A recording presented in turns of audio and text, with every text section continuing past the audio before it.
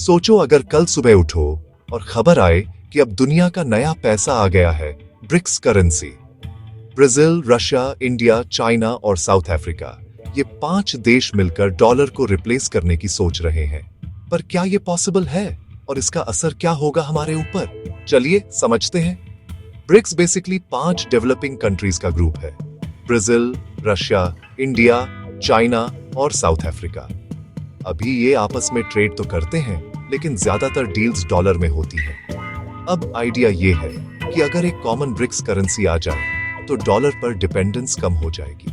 सोचो, अगर India Brazil को कोई प्रोडक्ट बेचे और पेमेंट सीधा ब्रिक्स करेंसी में हो जाए तो ना डॉलर की जरूरत, ना कन्वर्जन लॉस, यानी ट्रेड इजी, फास्ट और चीप हो जाएगा।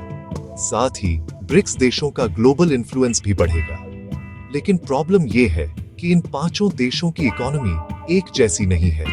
चाइना पावरफुल है, लेकिन बाकी देशों की ग्रोथ और इन्फ्लेशन रेट्स अलग अलग हैं। मॉनेटरी पॉलिसी सेम रखना टफ होगा।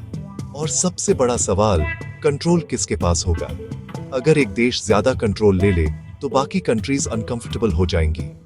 एक्सपर्ट्स कहते हैं कि ब्रिक्स करेंसी एकदम से नहीं आएगी। पहले ये लोग आपस में लोकल करेंसी में ट्रेड बढ़ाएंगे, फिर डिजिटल पेमेंट सिस्टम या करेंसी स्वैप एग्रीमेंट से स्लोली आगे बढ़ेंगे। यानी स्टेप बाय स्टेप प्रोसेस होगा, ओवरनाइट रेवोल्यूशन नहीं।